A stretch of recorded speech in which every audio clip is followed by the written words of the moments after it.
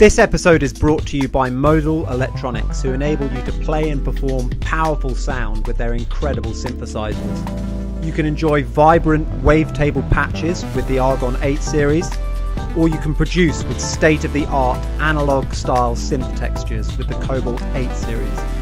To check out Modal Electronics' incredible array of synthesizers, go to modalelectronics.com. Modal Electronics. Dare to sound different. I encountered Graceland, the LP, when it came out. It was obviously a terrific piece of music, and I loved the song. I think it's called "Boy in the Bubble." I'm not absolutely sure, but I think it's called "Boy in the Bubble," and I think it starts out the album. And one of the incredible things about what Paul Simon has done is that he's gone into this kind of stream of consciousness way of writing. He's not concerned that the lyrics make perfect sense.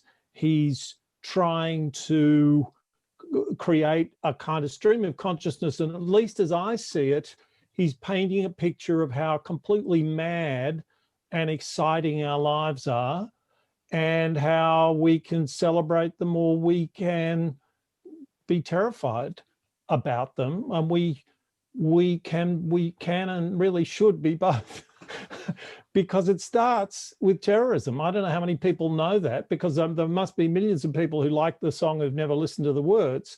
But it was a slow day. The sun was beating by the side of the road, a shattering of shop windows, a bomb in the baby carriage was wired to the radio. I guess this is a terrorist act blowing up a baby in a crib, okay? And that's the beginning of a pop song. And then the chorus is, "These are the days of miracle and wonder." This is the long distance call, the way the camera follows us in slow-mo. And that's the world we're in. That's the world we're in. Anything can happen. Our technological capabilities have completely outrun our capacity to keep this thing on the road, and we hope that it does. And so I one day began a ritual, and I don't know whether I thought of it as a ritual at the time, but I've sent you a link of all the times I've tweeted something a little bit similar to this, and I've got it up in front of me so I can read it to you.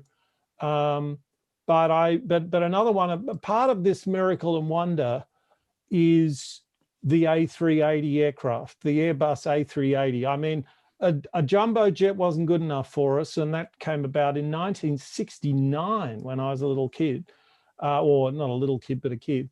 And then this double-decker 747 all the way down the plane turns up, and you just think, how on earth does this thing fly? How does this thing fly? And actually, when you're in it, you can't really believe it's going to fly either, because it doesn't actually have the they had to extend runways for this damn thing, and it doesn't really have the acceleration of the smaller jets, or even a 777. And it just gets off the ground. And anyway, so I think this was the first time I'd ever flown in this unbelievable plane. And I sat on the tarmac, and as the engine roared, I wrote this out, and as the engine roared, I tweeted this tweet: in the belly, and this was in Melbourne, on the runway in Melbourne, in the belly of the monster, A380 to London, century 21st, soundtrack Graceland, hashtag these are the days of miracle and wonder. And can I suggest to your viewers you try it? Because if you press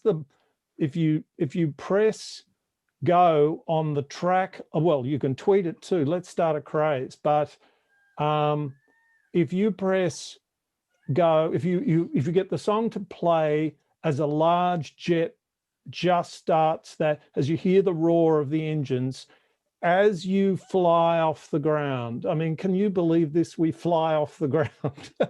As you fly off the ground with hundreds of other people, destination, the other side of the world, where it took Captain Cook, I don't know, 4, 5, 6 months to get here, going in the other direction in the 18th century in 1770. You will hear the words, "These are the days of miracle and wonder." And trust me, these are the days of terror and miracle and wonder. Yeah, it's such a good point, and it's such an incredible album. And I'm sure that point about the lyrics will be a good one to highlight, because a lot of the listenership will be huge fans of Graceland, but they probably wouldn't have known that. Now, I wanted to ask about some of your other favorites as well. Why are you such a fan of "Everlasting Love" by the Town Criers? Oh, Fabulous record. So these are kind of, you asked me to kind of identify things, and most of the other things have kind of, well, they've got stories attached to them, I suppose. I mean, I do think "Boy in the Bubble" is just an absolutely extraordinary pop song, as good as any I can think of. This one, I remember sitting. I was about so. Let's imagine. In fact, this came out in 1968, which is the year before the jumbo jet arrived. I mentioned the jumbo jet previously. And so I was 11 or 12, and I remember sitting, I kind of listened to the top 40, top 10 on ABC TV. And I remember sitting outside a party or two with my parents inside. And I mean, I was welcome in the party, but I just sort of retired feeling a bit shy into the car and played on the car radio. And I would hope this song would come on. And I just love it. It's a beautiful melody. And it's gone around. Town Criers was an Australian band, and I'm pretty sure they did a cover of this, but I think they did a good job. But I just remember it sort of captured the sense of a kid sitting in a car wondering how his life's going to turn out, and this is a sort of in this song, your life turns out perfectly, of course.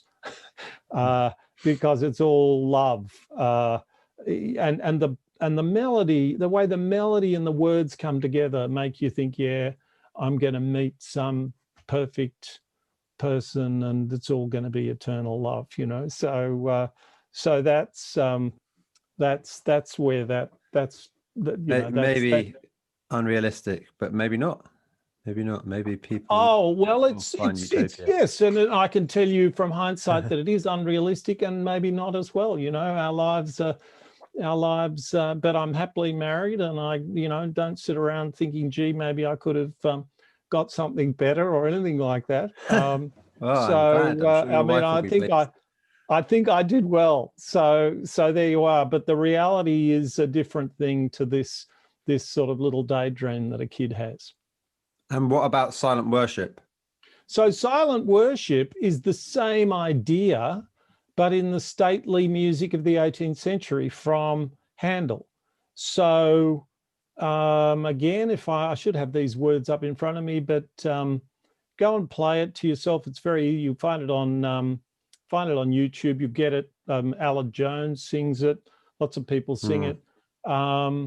And it's a song of longing and a song of unworthiness, a song that I'm not worthy of this person. So it's rather more. So it's not a celebratory song like Everlasting Love, although even Everlasting Love, I think, I checked out the lyrics the other day, and it is a bit of a make-up song, So it's not as if it's all beer and Skittles, but this is a song in which a man, and I think of it as a lower class man or a servant or something, working, maybe in a stately home in England or something, and the lady of the manor is a beautiful woman with gold hair and silencing all the songbirds to hear the alleys ringing with this lady's singing. And he says, she can, though she must barely look at me, He doesn't say I love her till she dies, but that was rather our Prime Minister about Queen Elizabeth II, which was an embarrassing incident in 1950 something, where he even embarrassed Queen Elizabeth II at a luncheon where he quoted some poem in which he said, I did but see her passing by, and yet I love her till I die. And you can watch that on YouTube, and poor old young Liz looks a little bit embarrassed by this old wizened up Australian statesman trying to ingratiate himself with her. Anyway, so that song, it's beautiful Handel tune, and just something I love to listen to. Yeah, I mean, you've definitely got an eclectic taste. I feel like a lot of people have an eclectic taste these days, but yours is particularly eclectic, switching between, Graceland and Handel, and now the sports. Who are the sports for those who don't know? The track you've selected is "Don't Throw Stones." Yeah. So the sports are a band. They're a Melbourne-based band. I lived in Melbourne in the 80s. I think they were easily the best band of the 80s. They only had 2 or 3 really, really good songs, but they were really, really good songs. I don't think they're well appreciated around the world.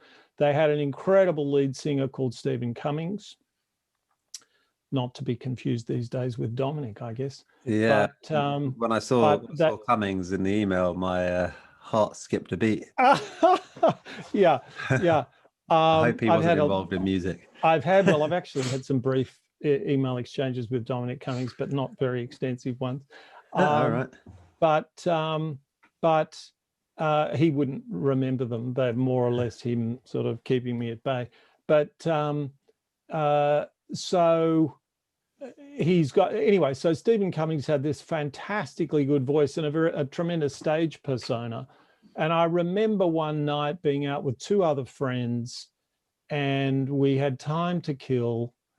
And in fact, I think someone had given us a cigarette to smoke, which turned out to be a joint. And anyway, we'd sat around, and I'm not, I didn't do a lot of that. But anyway, we'd sat around and realized that we were in a pretty strange state. And then we got into a queue, and my friend was a football player, and he was so out of it that he started cuddling the guy in front of him who was trying to act normally.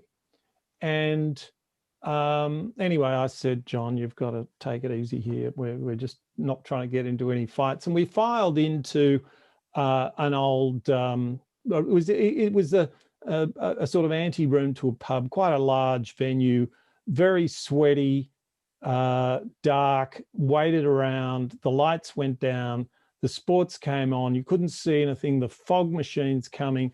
And if you want to play Don't Throw Stones by the Sports, again, you can get it on YouTube. And imagine it's dark and you hear this quiet sort of, it's not strumming a guitar. I don't know whether you must have a name for it, but you put your fingers over the strings, so you're making a slightly musical but very muted sound. It's like palm muting, I think. Yeah, so it's sort of, it's a prick, prick, prick. So it's just quiet, and there's a building sort of tension, and the lyrics go, was lying in bed, was almost fast asleep, about to drift off, and then the entire band hits you with Into the Deep, and then the lights come on, and it's just a classic piece of rock theatrics. Yeah. But by God, that got us going. I mean, you just thought, my God, I remember it to this day. So in fact, I can even tell you the name of the hotel, because it was the R.J. Hawke Hotel, and that's and R.J. Hawke was Bob Hawke, who became our Prime Minister. Maybe he was our Prime Minister at the time. And would you still get to see gigs like that? No, and I wouldn't actually want to. You wouldn't because go and seek them out anyway. No, because you just get your ears blown out, and yeah, I'm not after that sort of thing really much anymore. And music isn't like that much, that anymore. But I mean, I wouldn't go to that sort of music either. I mean, what's the last concert I've been to? I've been, there aren't any contemporary. I went to a Paul McCartney concert a while back. They don't have to be from my era, but I don't go. I don't go much to rock concerts like that. And I think, yeah. So, but I can't imagine too many contemporary people who I'd really want to go and see, because there's it's a sort of fairly formulaic sort of. It's a fairly, the songs I've heard on the radio and so on are pretty formulaic pop. Yeah, but I also, I perhaps look back at that type of era with rose-tinted glasses, but it's not the way that people get on the radio and kind of get started anymore that they like. I mean, obviously the pandemic's really put a stop to it, but even before the pandemic, it's not the way that people get started anymore, of like getting into a van with their gear and playing gigs and taking any gig that they can get and working up their craft and really having a kind of experience in that way. They've got their faces glued to a screen and they're working out how to market themselves. And we'll get into that, but it's a good point you made. And it's, it kind of relates to a point you made anyway in your email. And I think that those kind of, when you describe that you were very excited by the sports when you were at uni, I do kind of long for those days when there were more bands out and about, just getting started. But on a very different note, what about Boy George and Culture Club? Because I mean, that's again from left field. Well, I remember Boy George turning up in this country, and it was the closest thing to the Beatles. And by that I mean that the Beatles, what I love about the Beatles, which I didn't mention in my email to you, but one of the things I really love about the Beatles is that pop music is full of marketing and attitude. And I guess you certainly couldn't fault the Beatles. You can't say, oh, they weren't into a marketing. They were they were put together by a marketing genius, but they never had attitude. And what I mean by that is that they don't strut. They don't, their sex symbolness is the fact that they're having fun, that they're brilliant at what they do. It isn't, if you look at the sort of tough guy stuff of, say, the Rolling Stones or the Who, they don't do that. And I've got a huge amount of respect for them for that. What's that? That's one of the reasons. I've never thought about that, and I've never put it into words like that. But that is actually one of the reasons why I way prefer the Beatles to the Stones. They don't date. They don't date. There's no macho bullshit. Yeah, I can tell you that the day I heard, I mean, this isn't one of their great songs. It's a terrific song. But the day I heard, I think it's called Your Mother Should Know. I was sure that I'd heard that song 5 years before. It's like something about it that feels like it's a folk song. It feels like it was written like your mother sang it to you, And you can't imagine the Rolling Stones or the Who singing Your Mother Should Know, or Penny Lane for that matter, or any number of these things, because they're so preoccupied with attitude. The marketing has somehow colonized their music, and that's the really sad thing. And the Beatles really weren't like that. Their influences were, Skiffle and that guy When I'm Cleaning Windows and all this stuff. Funny Donegan. The other thing I noticed, the other observation I have, which surprised me, is that I toured. I visited Liverpool with my son, and we spent about a day there and looked around the looked around the Museum of Slavery and all this. And of course, Liverpool was the port for the Atlantic's, the British side of the Atlantic slave market. And it's always been in my mind, what the hell was doing? What the hell was this Merseyside sound where one band after another produced these incredible songs?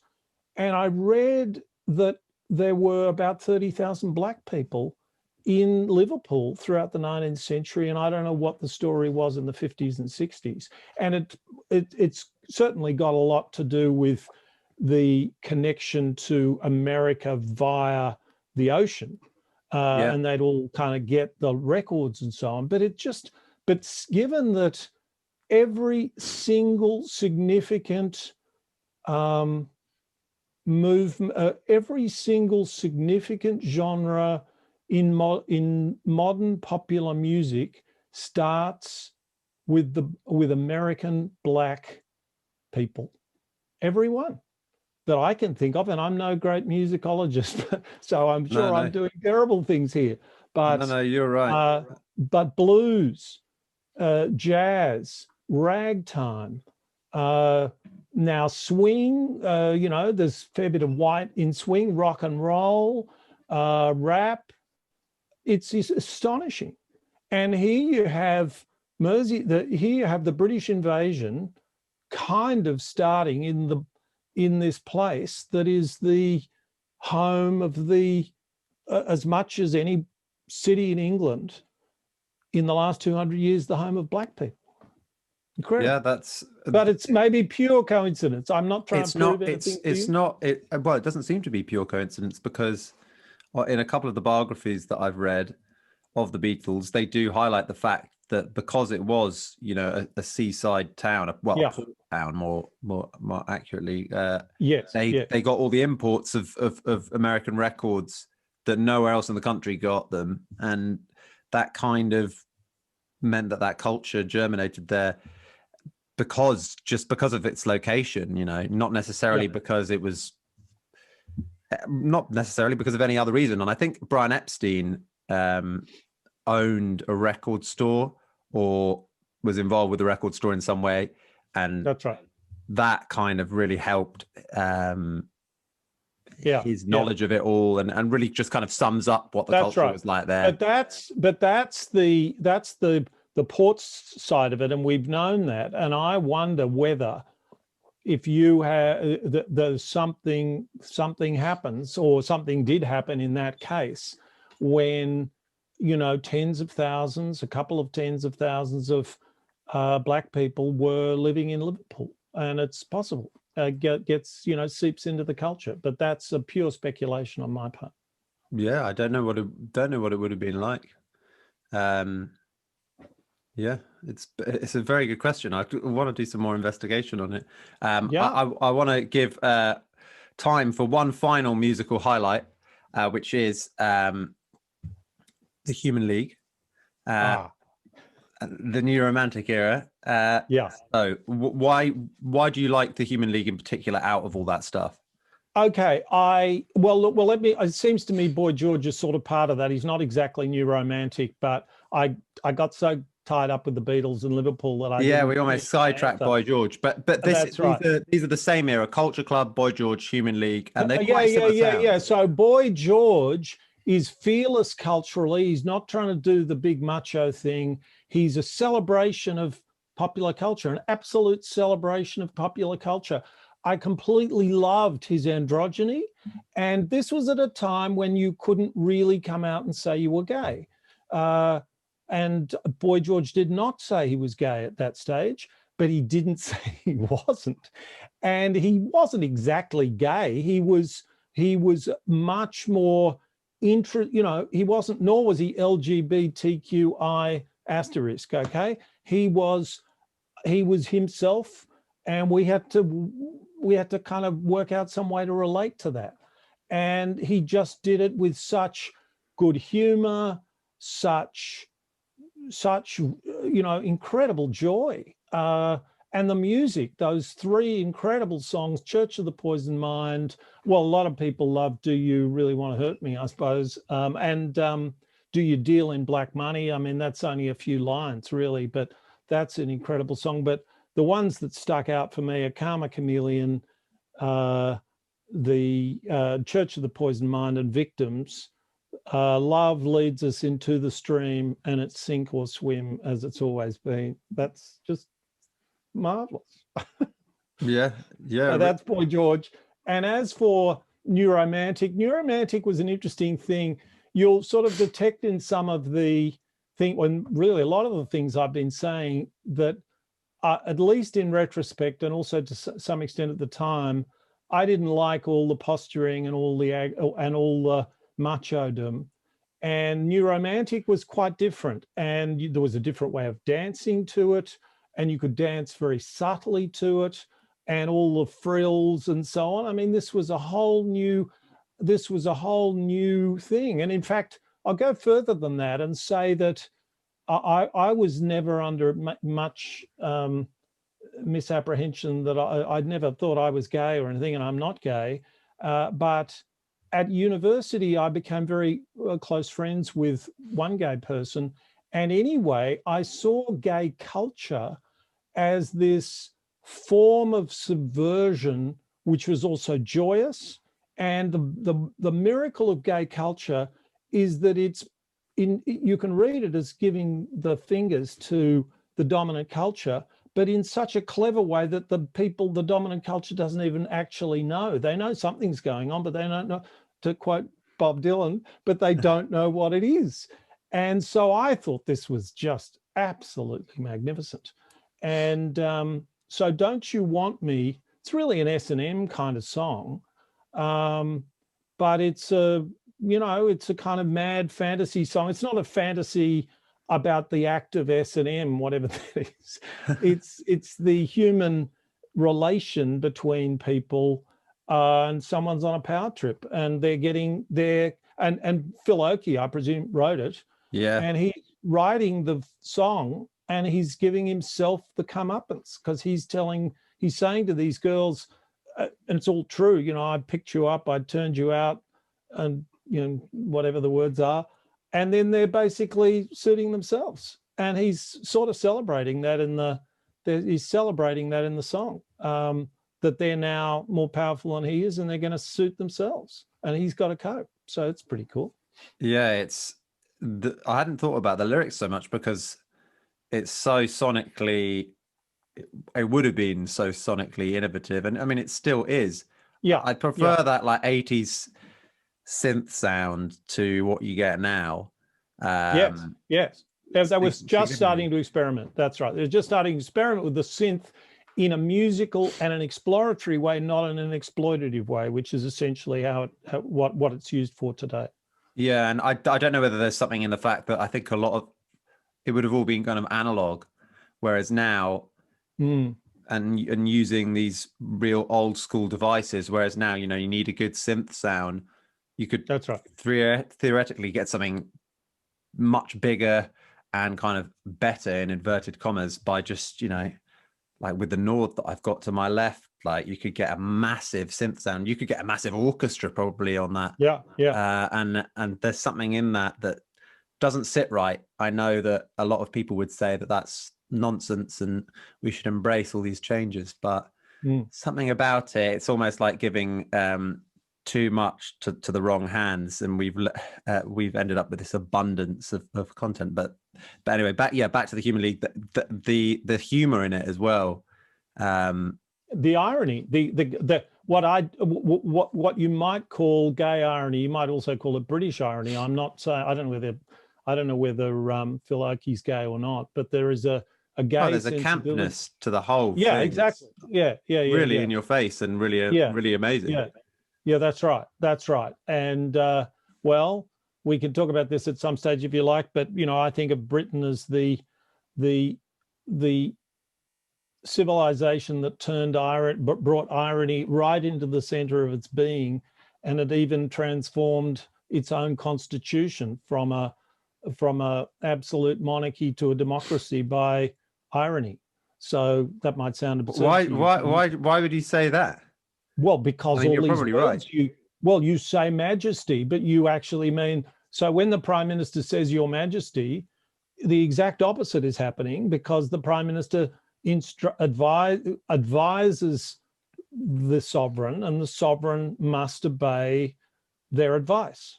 So so just by changing the way words are used and what they mean over 200 or 300 years, there were a few civil wars, but with nothing.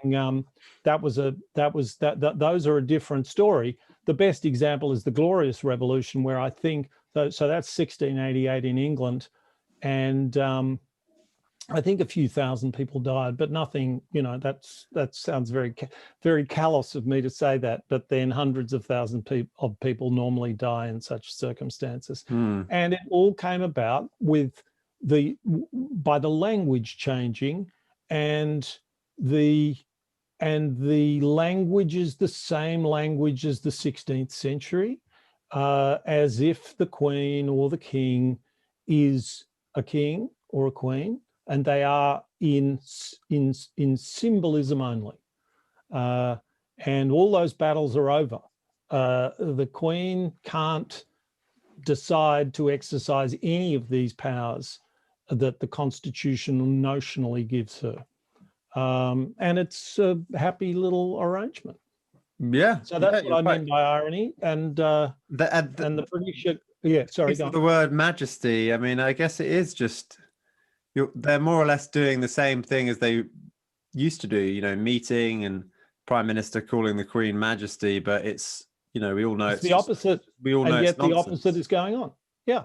So the Prime Minister used to be, the Queen used to, or the King used to affect. I mean, it's not quite that they nominated the Prime Minister, but they could, if they wanted to, they could have a word with some of the people in the House of Commons and say, I really think this person would be a better Prime Minister, and they could probably rustle up a different Prime Minister if they wanted to. Well, that would be completely outrageous in the current system. Now, when I use the word irony, I don't mean irony as in the Human League. There's no hostility involved. It's a glorious kind of irony, but it's irony nevertheless, which is that a word is used and the word is completely at variance with its normal meaning. That's extremely interesting, and I hadn't really thought about it. But of course, like, British sense of humor and way of being is always, well, at the best of times, ironic, or at least trying to be ironic. Well, no, it is. It's one of the great. And Australia. It's one of the things that Australians and the British have in common. We don't have exactly the same sense of humor, but we have senses of humor that tickle each other's fancy, where the poor old Americans don't have that so much, and they don't have much of a sense of irony. Well, and they don't understand self-deprecation. If you engage in a line of self-deprecation, they say, "Oh, don't be so hard on yourself." Have you seen Curb Your Enthusiasm though, Nicholas? Yes. They're fun. They can be funny. There's no doubt about that. I mean, that has a bit of a British. I mean, it's not British in any way, but it has that type of like awkwardness and irony and self-deprecation, right. And but in a really good way that you wouldn't expect from an American comedy. Yeah. I wouldn't. I agree. But remember, it's Jewish humor, and Jewish humor is a special category all of itself. And Jewish humor does, for obvious reasons, invite self-deprecation. Jewish humor is really about what a joke we all are. And so that's one stream of American humor that is quite close to British and Australian humor. Really, really good. Fantastic show, Curb Your Enthusiasm. But so I kind of wanted to segue, as you did in your email, from pop culture and music into. I mean, I'm not really sure how to describe this overarching problem, but from my perspective, and you'll definitely articulate everything a lot better than me, and also provide some actual analysis, whereas I'm just going to kind of whinge aimlessly. But essentially, it does feel like at the moment, both pop culture, music, and politics is extremely inauthentic. It feels like the audience, consumers, are being manipulated, and it feels also like there's a complete lack of authenticity to everything. Yep. And at the same time, we've all got these minuscule attention spans now, and it's really, really difficult to pay attention to anything, and to really absorb yourself in anything and become an expert on anything, because there's this abundance of content. And then alongside that, there is the fact that we're all marinating in dopamine, I guess, like from, I mean, again, I'm no expert, but just from being so obsessed with social media, and social media is one of the big reasons for those things that I'm complaining about, inauthenticity in music, politics. You find yourself reaching for your phone, or at least I do, and so many people that I know, reaching for your phone anytime you've got a spare second, and just saying, "Oh, on the toilet. Did I get did I get a like on Instagram for my latest post?" And these things may not seem linked to some people listening, but I really do feel like social media and the demise, or as I see it, the demise of pop culture and politics, and just I'm starting to think a lot of everyday life are inextricably linked. And I was wondering what your thoughts were on that, as you know, a starting point. So, yeah, let me be bold and immodest and say I will solve all your problems. I will sum everything that you've just set up with a single word. It's a double-barrel word, but it's a single word that not many people will have heard of because I've made it up. And I will also try, as well as unifying it, I will prove to you, or I will assert, that this goes back, way back. And all we're looking at is not something which suddenly qualitatively changed when we got the internet and smartphones, but that it's quite obvious that it's accelerated. But it began, or the best example of what's going on began, I suppose, in the 50s, although you could easily run it further back than that. And it wasn't in any of the areas you talked about. And my word is fast foodification. And everything is fast foodified. So what's fast foodification? Well, if you've got a chain and the chain's profitable, and you're a chain of hamburger joints or fried chicken stores or whatever, and you're doing research and development for the first time on how to maximize people's desire for this food, you tweak certain things. Those things are the things that helped us survive on the African savannah, which is that we liked rich things which were fatty. They told us that there was a lot of energy in them. Things that were things that were clean, told us that they were, that we wouldn't get sick from eating them.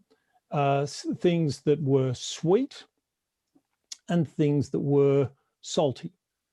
And then all you do is you take the food you started off with and you just keep applying this, and it turns into something which is awfully like food. It really is food, but it's poison if it's used, if it becomes addictive. And your job is to try and make it as addictive as possible, because you'll make more money that way. And the damage that you're doing is sufficiently subtle in each individual case that no one comes after you and says, or at least not for quite a few decades, and says, there might be some sort of local civil society groups, but nobody accuses you of a real crime. No one says, look, you've done something and you know that 10,000 more people will die in Britain in 50 years if your plans come to fruition. You should be in jail. I'm not saying you should be in jail. I'm making the point about how subtle this process is. So it is about when you set up a system competitively and then you get people trying to optimize for sales, you turn things which this is an exploitative process, and it's a process which drives out authenticity. it subtly changes things in ways that, in all the areas I'm talking about, turn things that are healthy into things that are subtly poisonous. And essentially, this is addiction as a paradigm, and that's really that's the situation that we're in. And it's pretty obvious that the worst of this is our politics, because it's really seriously, politics isn't like food. There's a lot of good things about a Macca's hamburger. There's very little that's good. There's very little that's good about the sound bites that you hear from politicians these days. So this is the situation that we're in, and it's not a joke. It's a very serious. We had an insurrection in the United States. We had a march on, an invasion of the Capitol, and if the Congress people had stayed in the building, some of them would be dead. This is extraordinary in a prosperous country where you can say there are various problems, but almost no one has got worse problems than people from 50, 60 years ago, and yet we're going mad. So there you are. This is a pretty serious situation, and Britain is the next, is the next cab off the rank. If you look at the madness of British politics, our politics isn't quite as mad as yours for various reasons we can discuss if you're interested, but the emptiness of our politicians is very similar to the emptiness of Boris and the gangster style of Donald Trump. That's a special category in itself, but there you are. Yeah, I mean, but Trumpism seems to be, I know that he's sort of, the people are saying he's still head of the Republican Party, but as a mainstream thing, it's dead, really, isn't it? He's never going to be in power again. No. Well, he may not be, but you have, I mean, the movement, maybe. Well, no. I mean, the fact is that we have one of two major parties in the United States does not acknowledge that its opponents can be elected. And if they are, they start up a big lie and say that the election was stolen against 200 court challenges that it was stolen, every one of which held that it was not stolen. And many of the judges in those cases were Republican appointed. So no, I think the United States is in an extremely grave situation. How many people actually believe that the election was, unfair, despite all of the evidence that points to the contrary? Well, Liz Cheney, the daughter of the Vice President Dick Cheney, has lost was forced out for saying something as simple as that. I mean, we've had climate change denied, so reality is no problem, and the ability to arrange reality to taste is one of the hallmarks of totalitarianism. I'm not saying at the moment that the United States is totalitarian, or, I mean, it won't ever end up in the kind of totalitarianism we saw in the 1930s. But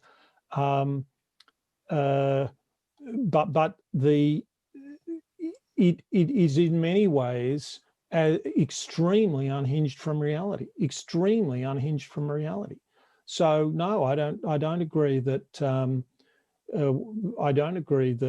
things are, that Trump maybe, I mean, Trump's an old guy, and he may not be back, but my point was that I don't think that Trump specifically, and it would be nice actually to have a focus, and I know that you are focusing on the underlying issues as to how people can believe complete crap about I'm the not too worried about Trump, rather than like the Trump thing of like Trump is Hitler and stuff. Like, I mean, there is a lot of bad stuff that he's done, and the big lie for sure is, it's obvious to everyone that this guy is crazy. I mean, he's turning up at weddings at Mar-a-Lago now. It's like literally the most depressing sight, interrupting people's weddings to say that he won an election that everyone knows he lost. It is beyond depressing.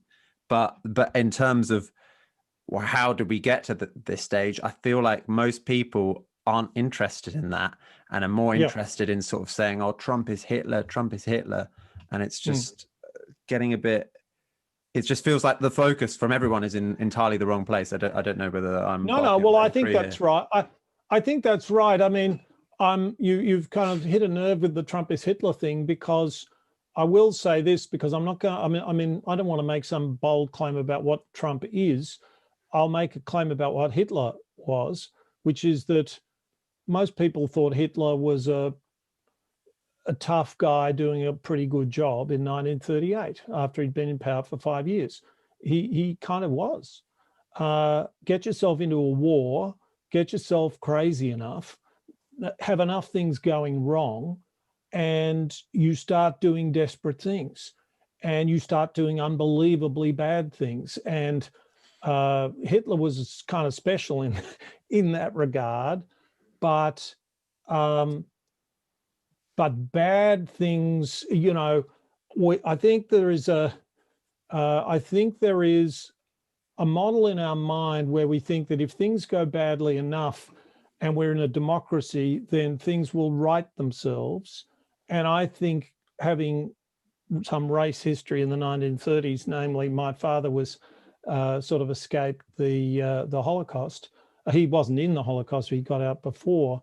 I don't think that's what happens. When bad things happen, even worse things can be the next thing that happens. And after even worse things that happen, catastrophic things can happen. You know, I credit the United States as a much more mature democracy. It's been around for 230 odd years. It's got more resilience in it as a democracy than Weimar Germany had. But how much and how nasty it can get, I have no great, or this idea that really, I mean, the problem with politics is that there are lots of people out there making extreme claims because of fast foodification, because that's how to get clicks on social media. That's how to get attention in the media. But the idea that, I had, when I saw Trump get elected, I was shocked, but not particularly dismayed, because I thought, what this guy's going to do, he's a showman. He's going to do what Reagan did. Reagan was a clever guy, a very competent guy, but Reagan worked an 8-hour day, and he basically told people, look, if you want me to come and make decisions, I will. Otherwise, you know, I'm going to enjoy myself. And I thought that's what Trump would do. He'd put on a show and he'd get professionals to run the presidency for him. And I was just in the first few weeks, I thought, God, boy, was I wrong about that. This guy is a ball of rage, just a rampaging, subconscious guy. And a guy, I mean, remember when Kelly, do you remember when Megyn Kelly asked him some hostile questions? It was quite a big deal. She asked him a hostile question or two in a debate. And having said what a marvelous person she was, and she was a real pro and all the rest of it, Trump started saying, well, she's a complete lightweight and so on. And that was the first thing that sort of alerted me to the fact that this guy requires reality to be rearranged depending on whatever's happened in the last hour or two. And that was that's terrifying. That's terrifying. And so no, I think Trump was massively dangerous. I think he was a kind of gangster. He had an essentially gangster mentality, but he was hemmed in by a functioning constitution. And he'll be replaced by professionals like Hawley. I haven't seen anything about Hawley, but Hawley put up his fist to the people running the insurrection. He didn't know they were quite running an insurrection at that time, but there will be professional politicians who move into that space and take up all of the space that Donald Trump has proven, if you're audacious enough, can be occupied. I mean, that does sound very worrying. What has been in it all along for Trump? Why would a man do? Why would anyone do what he's doing? Well, What's he why would a trying to man? achieve? Yeah, I think that's a great question, and I think there's a real key to this. I will offer you a hypothesis. That's all it is. I can't know, but or I'll offer you a commentary, which is that he had a pretty great life. I don't think he will have such a great life now because he's probably committed a range of crimes, and he will be. And he committed some crimes in the past because many of the crimes he's been pursued for now are crimes that he committed outside the presidency, tax evasion and things like that. But there are people who are trying to get him now, and they're pretty serious about trying to get him. So he's now going to spend the rest of his life, I imagine, tangled up in some horrible, some very difficult to handle stuff. And so the only answer to why he would do this is that he is not master of himself. He's not capable of restraining his appetites. That's my answer. Who am I? Appetites for what? Attention. Well, he was the sort of one of the most famous people in the world. He clearly, he used to boast about the ratings of his press conferences on COVID, for God's sake. He's mesmerized by this idea of his ratings and how popular he is. And so he had this chance to become the president. And he couldn't help himself. My guess was that he did it as a brand building exercise, and it all kind of went horribly right or wrong, depending on what you think. But horribly wrong as a brand building exercise for. Well, it's a great brand building supposedly exercise. Is his business, which I thought was kind of like luxury. It was brand. Hotels. No one would want to stay there. Yeah, he's just sorry. What was that? No one would want. No one who would like to go to a good hotel. I've only been inside a couple of Trump places. Yeah. But the one in Chicago, like for a 5-star hotel, and I'm not saying this because I'm not one of those people who likes to focus on the Trump thing too much, but it is obviously very interesting. The whole thing is like literally you couldn't write as compelling a kind of story. Well, you wouldn't have it taken seriously. That's for sure. Yeah, it's like a bit Boardwalk Empire, but like updated into the current thing, like as a story. I mean, I know it's horrible to compare real life that affects us all to a story, but anyway, the Trump Hotel, it was not anything to write home about in any way. It seemed like kind of a bit dilapidated and stuff.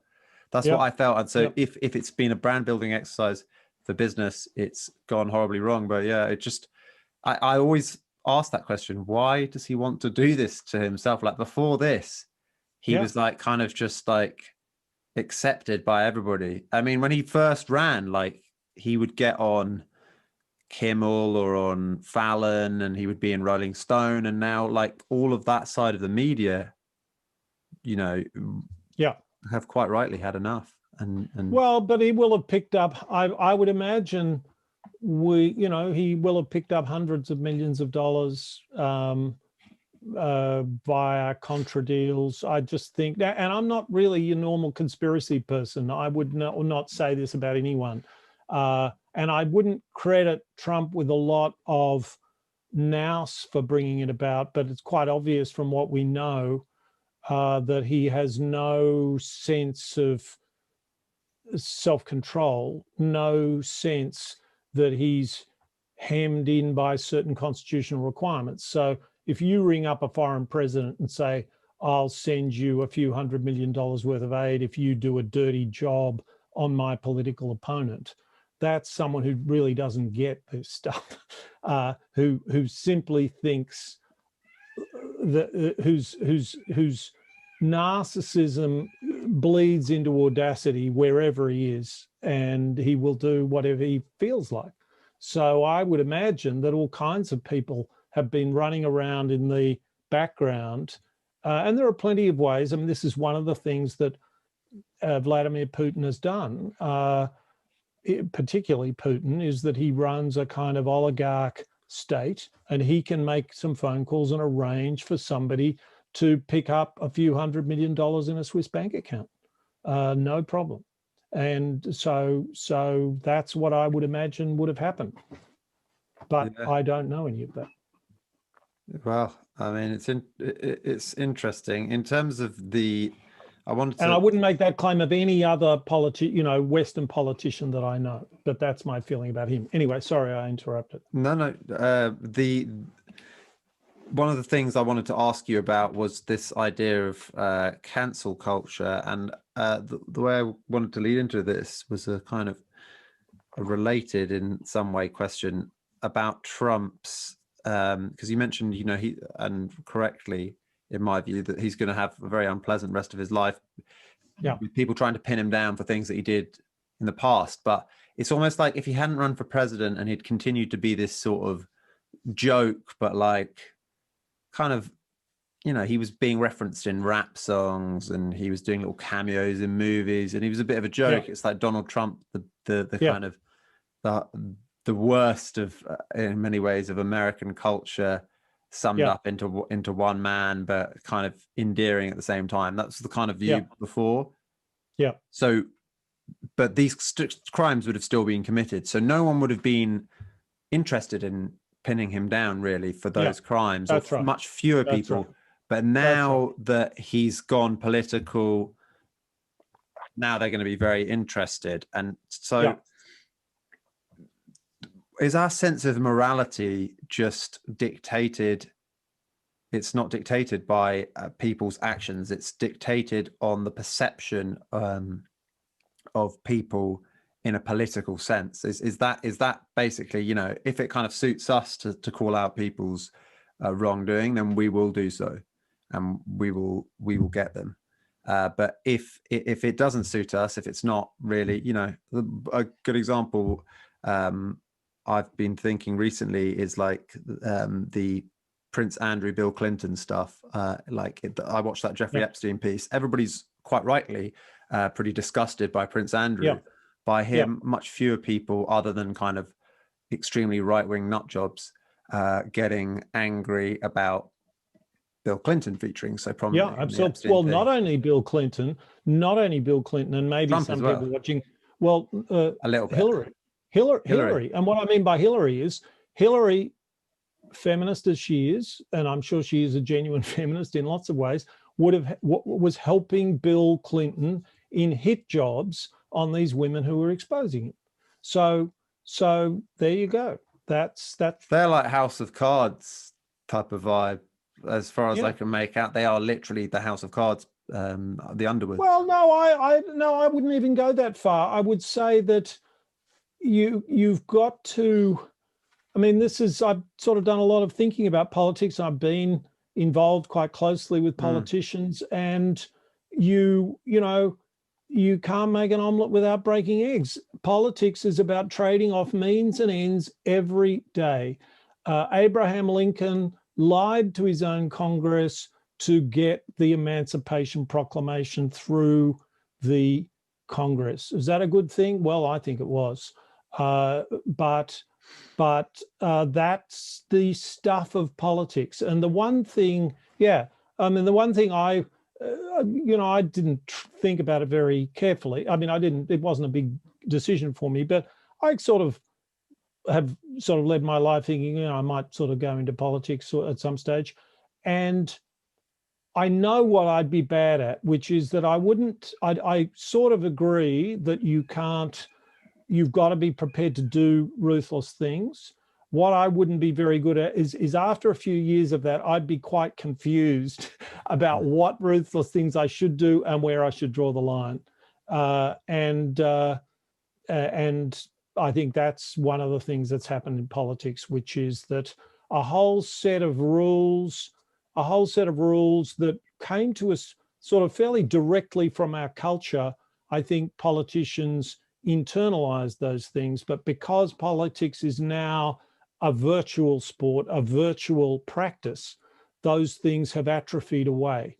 And I'll tell you, I wrote a blog post on this. I'll send it to you if you want to put it up. But I was struck by this when I watched Yes, Prime Minister, the stage play. And I wrote a post on and that was written, I don't know, that came out 20 years ago, but the TV show came out 20 years before that. And the the difference in the underlying ethics of what the system does is just chalk and cheese, because in the TV show, the people get up to their usual bastardry, but the system kind of works, and you sort of chuckle to yourself that that's the way the world is. And yes, we're not in heaven, but it's sort of bubbles. We sort of muddle through and things work out. And that's not what happens in the stage play. In the stage play, all of the powerful people conspire against a refugee and one or two other people to put them in perpetual detention, out of contact of anywhere, with no regard for anything, because they sort of feel they have to, because they have to manage an issue. So it's we're becoming unmoored from basic things like that. There's also, we now have sort of bulletproof, embarrassment-proof politicians like Boris Johnson, who can say the opposite of what they said a week ago, whereas with Winston Churchill, well, he didn't change his tune on it, but I mean, that's the point. He spent his time in the wilderness for a long period of time. Now, politicians will change their minds and so on, but here we're really just focusing on talking points from last week, and now the talking points are all different. Amazing stuff. Yeah. Well, I'm not sure how much that has to do with the demise of religion, the kind of the lack of standards that we have. Maybe that's complete. Do you have do you have the Church of England coming out against Boris? Do you? He said provocatively. I'm not so sure. I mean, it's part of it. We're very different to the way we were. But like, so with Christianity, I've never been a devout Christian or anything like that. But there are some kind of things that are just seem like good rules, like love thy enemy and the 10 Commandments and things like forgiveness. And I don't know. I feel like, as much as I would definitely describe myself as an agnostic, that having that some kind of structure, some kind of moral structure was quite a good thing, because now I think it's a great thing. Now we don't seem to have that.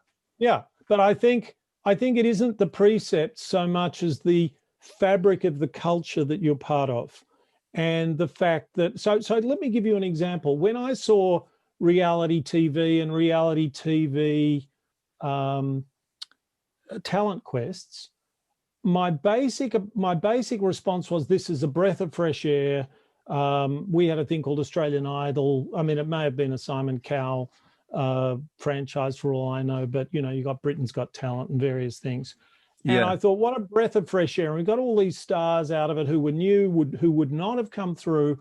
And so that's all good. But let me tell you something that was absolutely terrifying about this, which is that part of the shtick, part of the approach is humiliation. So, you'll have, firstly, there'll be a sort of backstory about the judges, and one of them will make politically incorrect comments. And then one of them will say that to one of the girls that she looks a bit fat or something like that. And that's going to generate lots of sound bites and all the rest of it. But there is actually a pleasure taken in humiliating some people who are bad. Not so that they come through in the end, but they just get humiliated.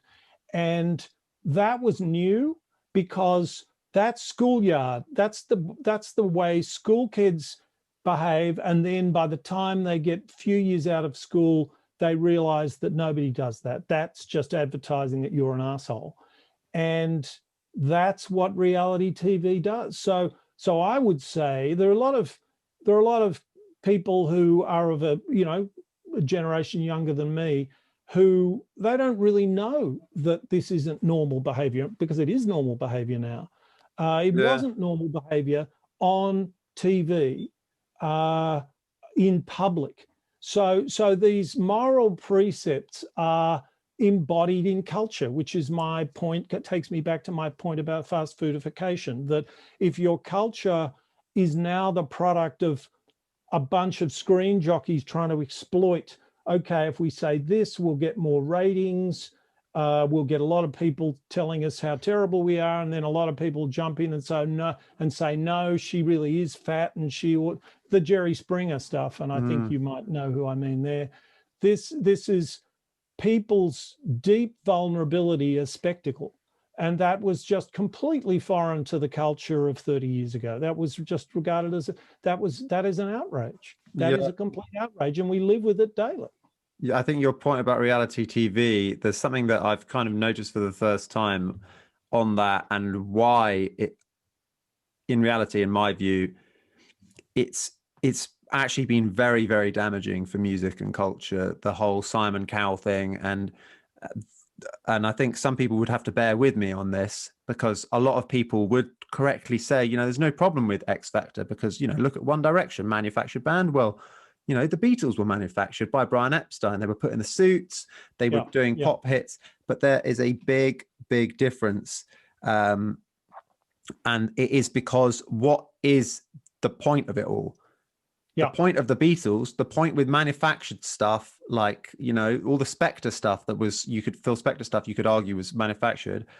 The point of that was the record. The point of that was the music. That was what we all cared about. So we were manufacturing music and trying to make the music as good as possible. The point of the Simon Cowell stuff is not the music, which is why it's manufacturing money. It's manufacturing money, but it's also, but in terms of the product that they're using, because you could use the money thing for the 60s, but the product that they're manufacturing is what you're talking about.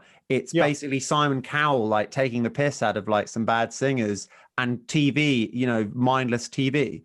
It's not a good record. That's absolutely right. But I thought you were making the additional point that the star is then contracted to receive a song written by someone else. Oh, of course. And they have to go and record that song. Now, they do get enough, it's essentially because of the law of contract in English-speaking countries anyway, that they can get out from under that if they're successful.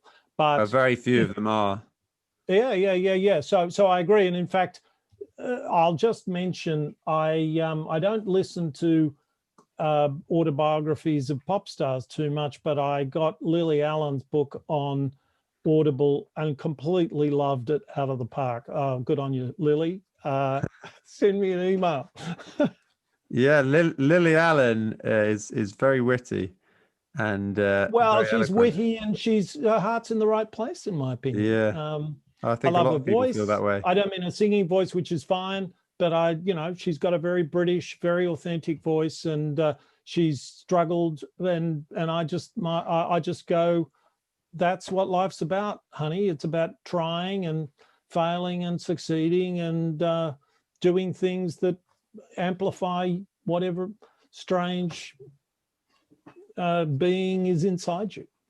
Yeah, no, you're absolutely right. Now, I wanted to talk about the book that you're writing, which is entitled Together, Rethinking Community and Competition in the Age of Facebook, because as the listeners and you will have gleaned, I am kind of a bit preoccupied with this idea that social media is maybe making things a bit worse. Why are you deciding to write this book? Okay, it'd be nice if we do have enough time to talk about democracy. So if we will have enough time, I'm very happy to go into this. So that's good. Why am I writing the book? Because I have for about 30, arguably 40 years, been thinking about questions like economic policy, government policy, and that morphs into democracy. And also a big question for me for the last 10 years is, why are governments so bad at helping communities that are disadvantaged? So those are the things that I've thought about a lot. I've come up with some quite clever ideas, he said modestly. And the book, I was urged to write the book by somebody called Martin Wolf, who many people in England will have heard of. He's the chief economics writer of the Financial Times. And I thought, yes, I will. And, you don't get a tailwind like that behind you often. He has been just marvelously encouraging to me in a way that nobody here has been, although they're not, they don't hate me or anything here, but this was tremendously constructive engagement. And as I've worked on it, I've tried to find common threads between these ideas for policies that I've come up with. And that's what this book elaborates. And it's called Together, Community and Competition in the Age of Facebook. And it is dedicated to a slight reordering of the way we think about competition and cooperation, and about governments, about the public sector and the private sector. And the rethinking or the recasting of these ideas goes a bit like this. From economics, we get the idea that the market produces private goods, like those hamburgers we were talking about, and the government produces public goods like roads and jails. They're kind of public bad in some ways, and police forces and defense forces and so on. My book, and so it's not very surprising that economists who have built their discipline around the idea that the world is a bunch of commodities, and it's an economist's job to explain who creates those commodities and how they're traded, and who should create those commodities and how should they be best traded. It's not so surprising that that's the model that comes out of economics. But the thing about that is that if you think hard enough about it, I think you come to the conclusion, not that these private and public things are separate, but that in every human situation, in every human interaction, including, Tom, this very one, that it is an ecology of the private and the shared.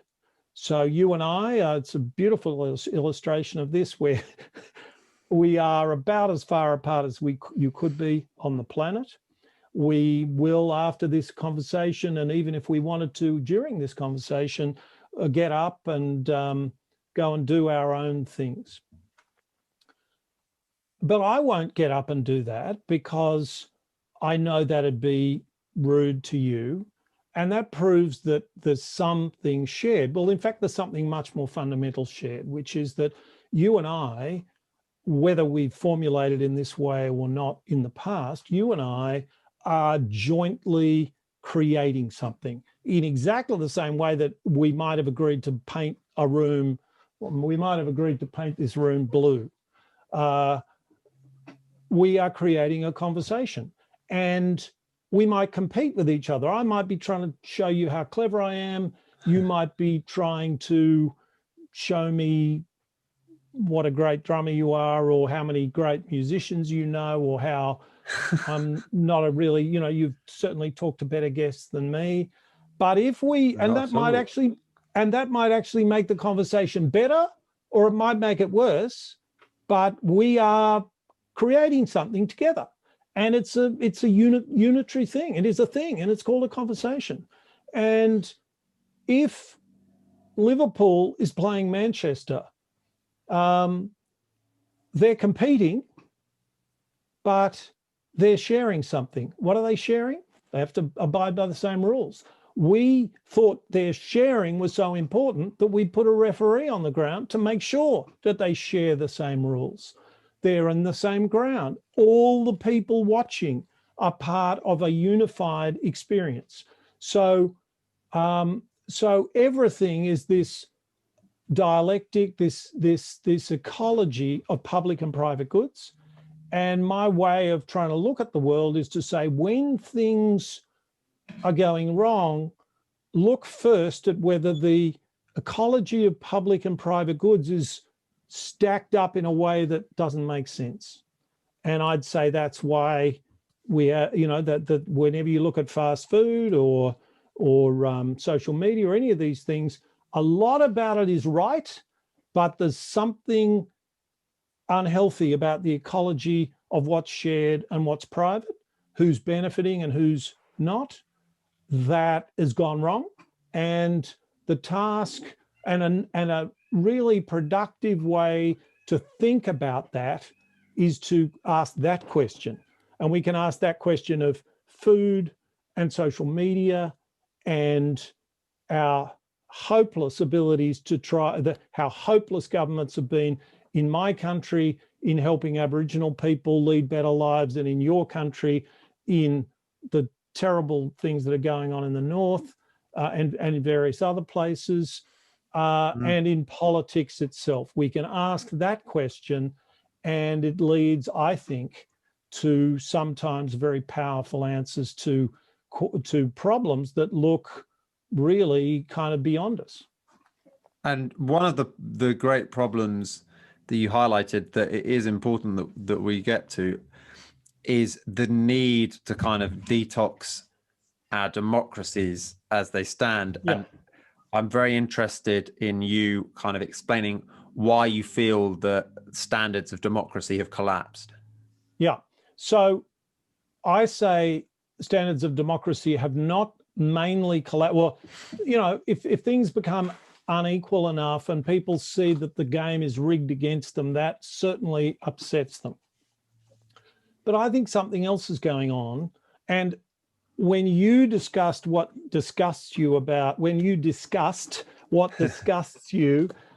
politics,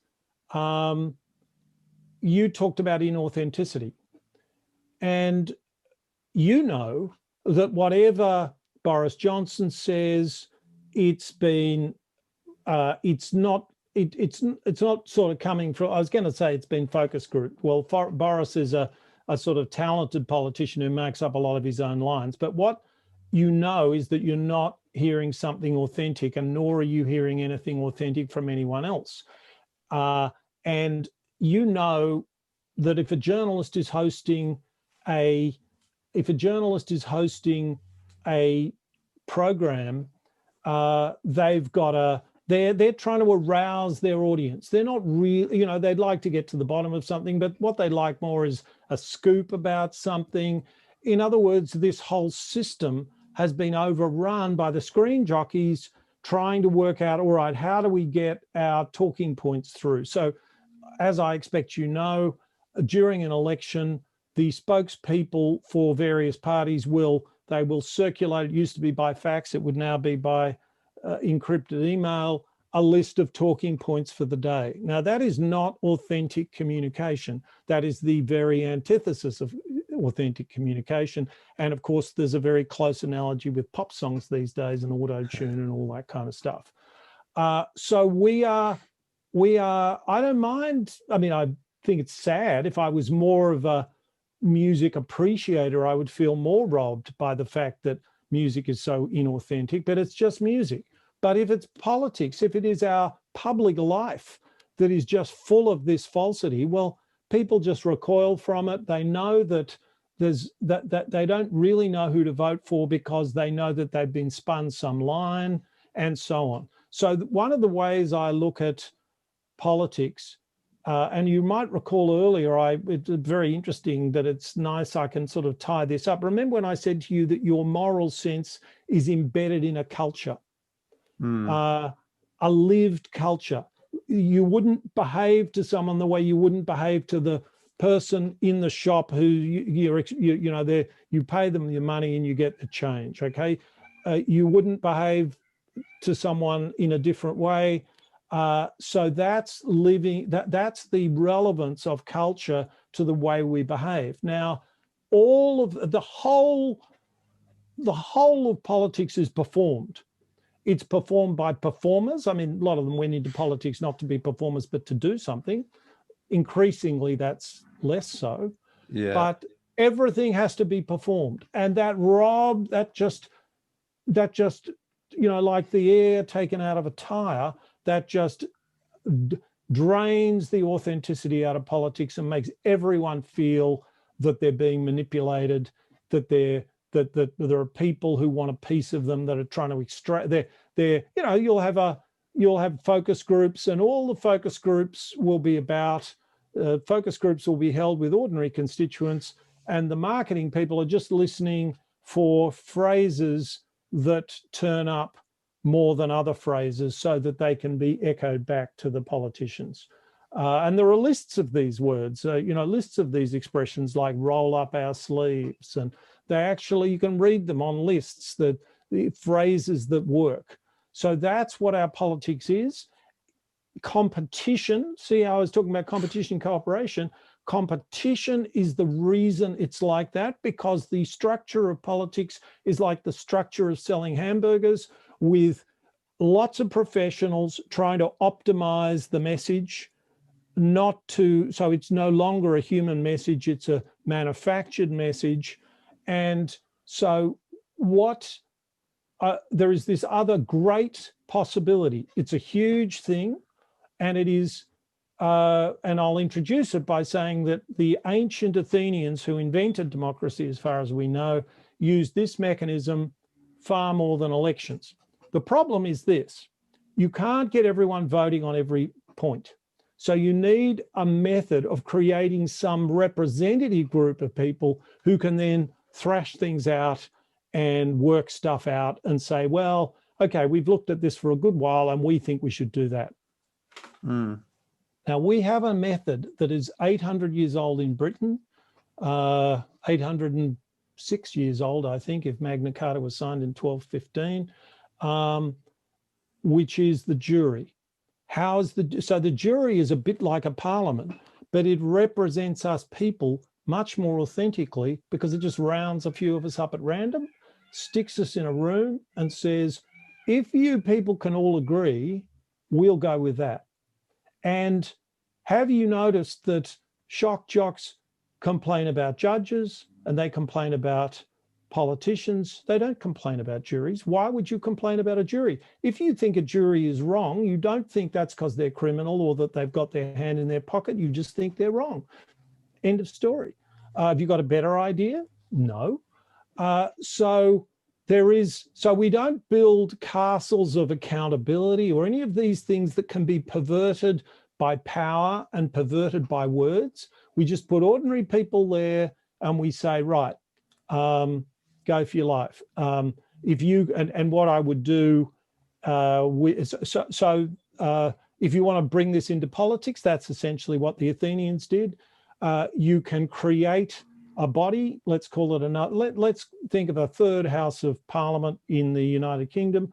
You could replace the Lords, but let's leave that out of it at this point.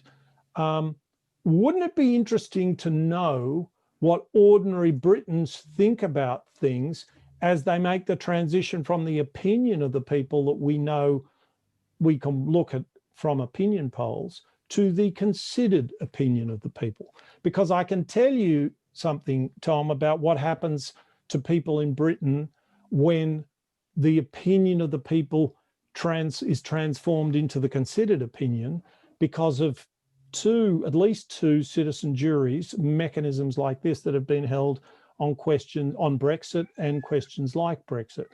You get a swing away from Brexit of about something like 10 to 20%.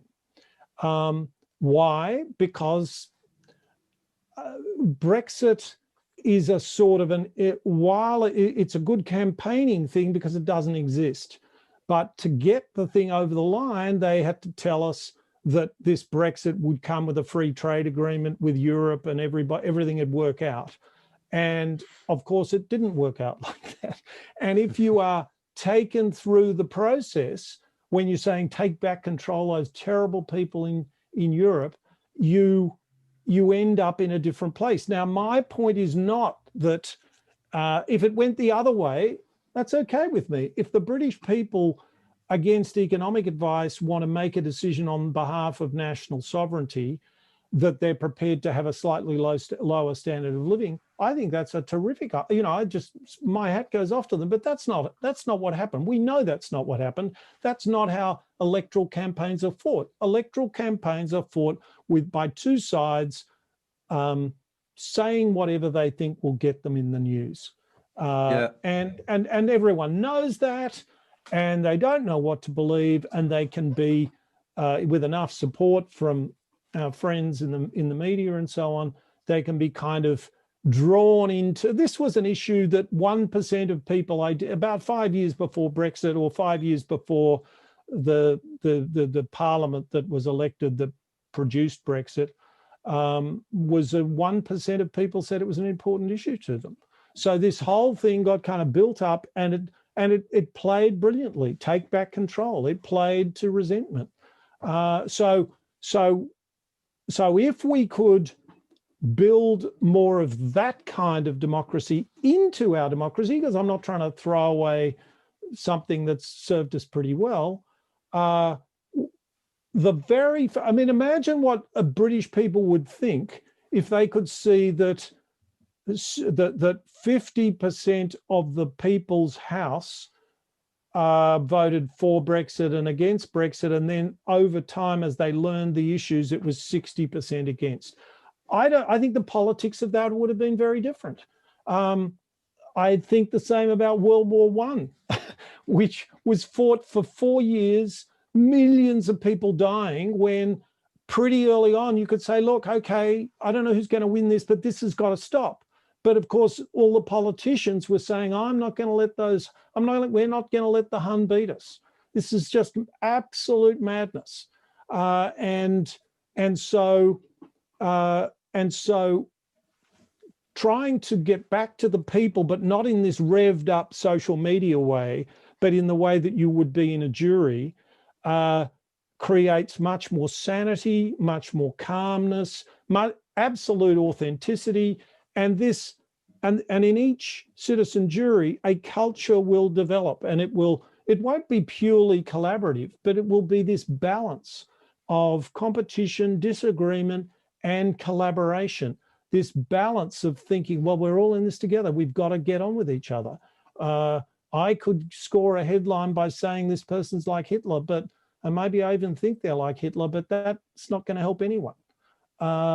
That's what is within reach. And I don't know any other way to bring it within reach. And it's extremely simple. It's that other way to represent the people, which is go and get some, stick them in a room and say, you're our people for the next year. And if 60% of you can agree on something, we are prepared to take that pretty seriously. I think that would be a really good thing for democracy. And it's pretty difficult to argue against as an idea. Where can people go to find out more about what you're doing? Because you're quite keen to try and change the way things are done, aren't you? So I'll send you've got a link to a thing. I kind of cooked up this doesn't exist at the moment, but a sketch of a social movement, a global social movement, in which is dedicated to this idea of citizen jury style political decision making as part of our democracy, and the idea came to me when, it was sort of half suggested to me by someone. I came to Britain in 2017, and I was trying to raise money from George Soros, actually, for £1 million to run what I called a Brexit deliberation day, which would have been 10 citizen juries around Britain. And that would have shown people, I might be wrong, and that's fine. If I'm wrong, I'm wrong. But I think that would have shown people the very good evidence that I've got, that as you move from the opinion of the people to the considered opinion of the people, Brexit goes out the window. We didn't get the money. And I remember getting a meal in Piccadilly, actually, with the head of Best for Britain, which was the campaign organisation that did get the money. And my view was they'd already blown a lot of that people think that they want to give money to something that's going to campaign against something. They don't realise how powerful our switch off muscles are. They're bulletproof. We just switch off. You walk out the door and then you can count 100 images that are trying to sell you something and you're just not aware of it. So anyway, they were going to get the money and we just were chatting. And this woman said to me, the pity of yours, because I think in some ways she rather liked the idea of a shot at the stumps using this method rather than her method, which had already received millions of dollars of campaigning money.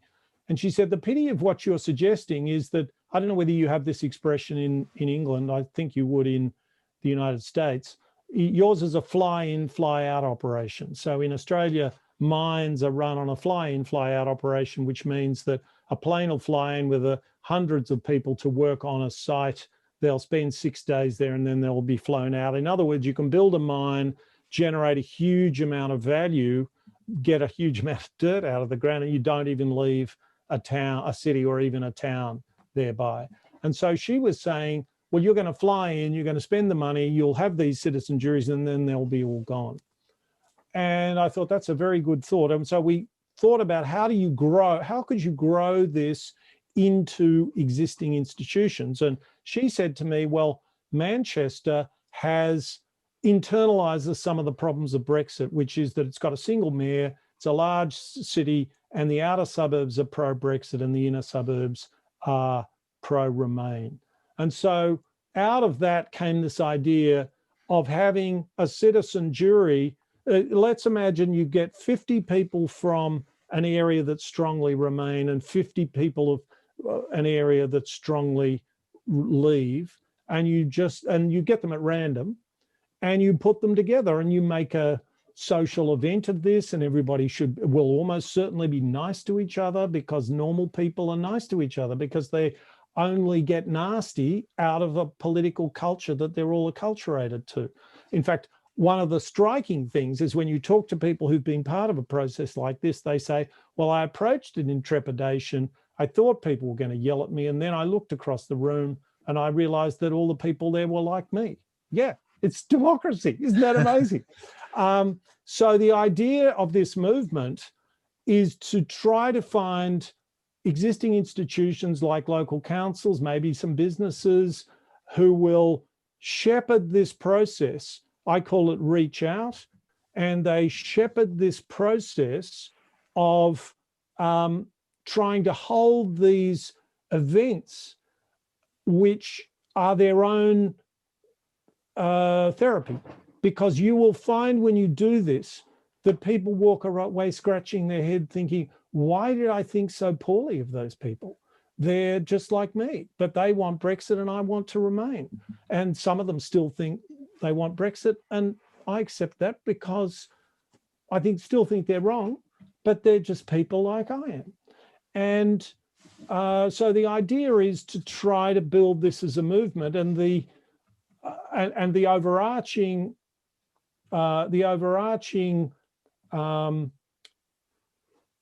plank of the platform is that the movement is dedicated to the idea that we need a government-funded, in the end, we need a government-funded citizen assembly, standing citizens assembly all the time, so that when all the screen jockeys are looking around at what the opinion of the people is, they look at this body and they think, and what is the considered opinion of ordinary people?